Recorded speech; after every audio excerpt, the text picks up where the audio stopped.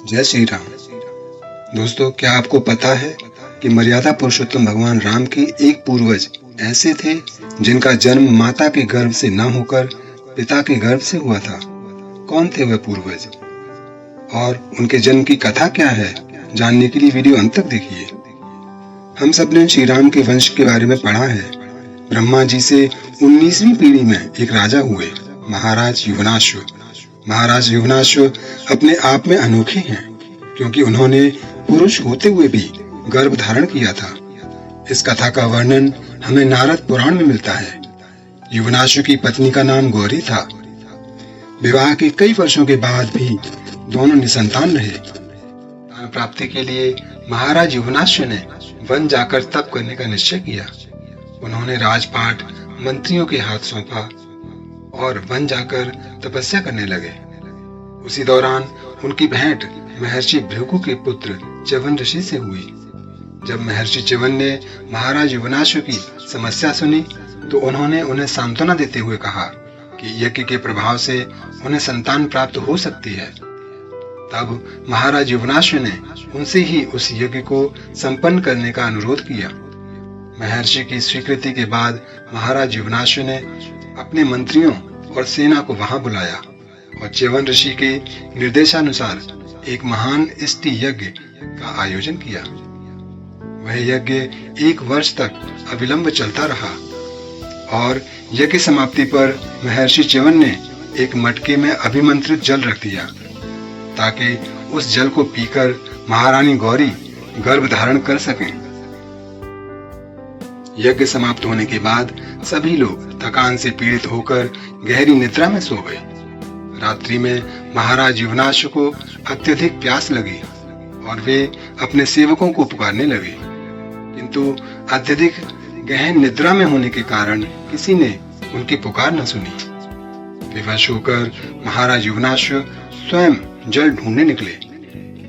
बहुत ढूंढने के बाद भी उन्हें जल नहीं मिला, किंतु तभी यज्ञ भूमि के पास उन्हें एक मटके में रखा जल दिखा। वे नहीं जानते थे कि वह जल अभिमंत्रित है जिसे उनकी पत्नी को पीना है, और इसी अज्ञानता में उन्होंने उस अभिमंत्रित जल को पी लिया। जल पीते ही उनके शरीर में बदलाव आरंभ हुआ और वे अस्वस्थ हो गए। जब महर्षि च्यवन ने ये देखा तो उन्होंने कहा कि अब उनके ही गर्भ से संतान की उत्पत्ति होगी।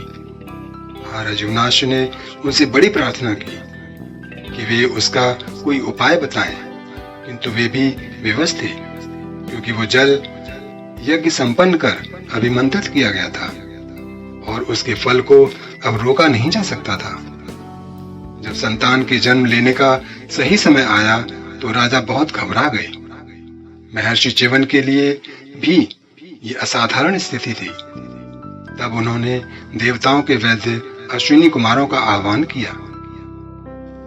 तब अश्विनी कुमारों ने महाराज युवनाश्व के कोख को चीरकर एक बालक को बाहर निकाला। ऐसा पहले कभी नहीं हुआ था कि किसी पुरुष ने संतान को उत्पन्न किया हो। इसीलिए इस अद्भुत घटना के साक्षी बनने हेतु देवराज इंद्र सहित सभी देवता वहां उपस्थित हुए। उस बालक के जन्म के साथ एक समस्या ये उत्पन्न हुई कि अब उसे दुग्धपान कौन करवाएगा। तब देवराज इंद्र स्वयं वहां आए और उन्होंने उस बालक के मुंह में अपनी तर्जनी उंगली डाली जिससे दिव्य दूध निकल रहा था। उस दिव्य दुग्ध से तृप्त होकर वो बालक 13 अंगुल बढ़ गया और संतुष्ट होकर सो गया। तब इंद्र ने कहा, मम धाता, अर्थात मैं भी इसकी मां हूं। इसी कारण उस बालक का नाम मानधाता पड़ा। देवराज इंद्र ने उसे ये वरदान दिया कि वह चक्रवर्ती राजा बनेगा जिसका यश दिग दिगांतर तक फैलेगा। देवराज इंद्र का वरदान फलीभूत हुआ और मानधाता संसार के सबसे महान सम्राटों में एक बने। कहते हैं कि उन्होंने अपने जीवन काल में प्रत्येक दिन सूर्योदय से सूर्यास्त तक राज किया। उन्होंने 100 अश्वमेध यज्ञ एवं 100 राजसूय यज्ञ किए और 10 योजन लंबे और 1 योजन ऊंचा स्वर्ण मत्स्य का ढेर बनाकर ब्राह्मणों को दान किया था। इन्हीं मानधाता से 44वीं पीढ़ी के बाद इक्ष्वाकु कुल में श्री राम ने जन्म लिया। मानधाता के विषय में हमारे पुराणों में बहुत कुछ लिखा गया है। दोस्तों, आपको वीडियो कैसा लगा हमें कमेंट करके अवश्य बताइए। वीडियो अच्छा लगे तो लाइक करना ना भूलें। जय श्री राम।